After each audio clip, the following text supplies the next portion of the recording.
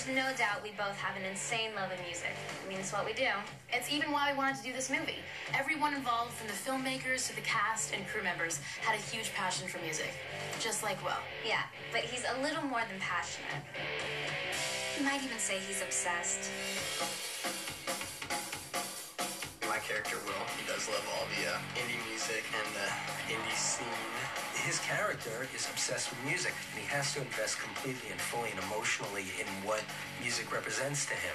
First day of shoot, I got here, and there's like 5 rock and roll books. I'm talking like 500-page books of just everything I'd ever need to know about rock and roll.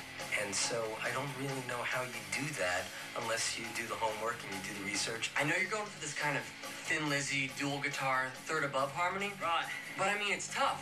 Especially if your instruments aren't exactly tuned to each other. It was very important to me that in a movie that's about somebody who's obsessed with music, that the music be incredible. Let's just say Will has a pretty unique and good taste in music. Dear David Bowie. Throughout the whole movie, Will, he writes these letters to David Bowie, who's basically his music idol. Dear David Bowie. I wouldn't tell anyone this but you.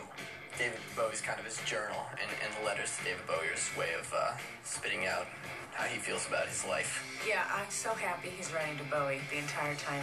David Bowie. I'm not even comfortable saying Bowie. I mean, I just idolize him. I mean, that's all there is to it. David Bowie's a kind of unique character himself, and Will is pretty unique. You are a weirdo, aren't you, Wilford? When you're telling a story about people who are connecting through music, it becomes universal and exciting. Mick Jagger recorded this with Peter Tosh. Clap your hands, say yeah. Bruce Springsteen, the E Street Band. Music speaks to people in a way that regular words, regular scenes, I don't think can. That's what kind of drew me to the project. And I was like, this is a really rare kind of movie that you get to make. Dear David Bowie, I know it's not saying much, but this is the coolest thing that ever happened to me.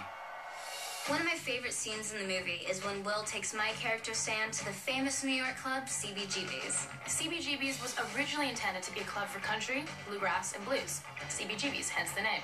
But ironically, it was the launching pad for some of the coolest bands of all time. Groups like the Ramones, Patti Smith, Talking Heads, The Police, and Blondie all got their first major exposure playing there. Sadly, the club closed in 2006, but we were able to bring it back to life in the movie Bandslam.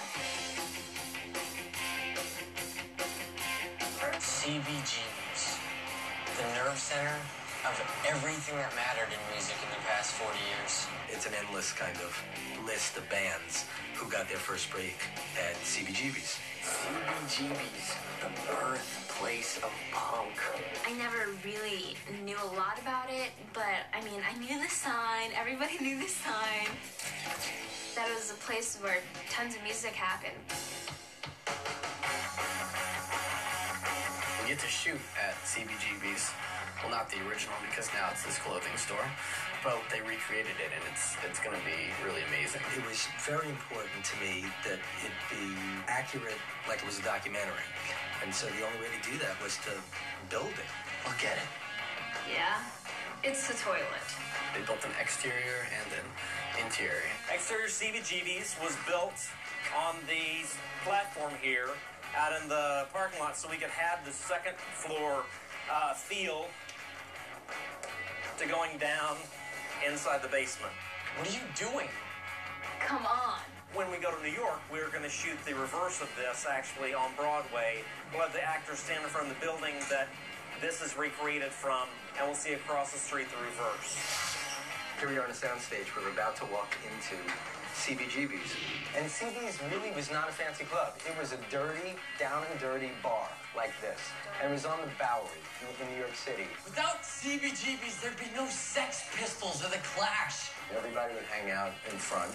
And you would come, and here would be the place where you paid, and you got stamped, got your hand stamped, and you walked down before you hit the bar up here on this level here, but everybody stood. So didn't you play here? I did play here. This band was called the Pedantics. I was not with them very long, and they went on to have a much cooler career. So you too doesn't get inspired to form a band in Ireland? And the Killers don't hear you two in Vegas and decide to pick up guitars? The thing that really mattered about CBs is that it spawned a scene that changed the culture. It changed in the way that, I think, in the way that the Beatles changed the culture in the 60s in London. The list is endless. Yeah, this is rad. Thank you so much. Yeah, thanks. Later. All right, let's go make a movie! Woo-hoo! When we come back, we'll take a look at the music in the movie. Stick around.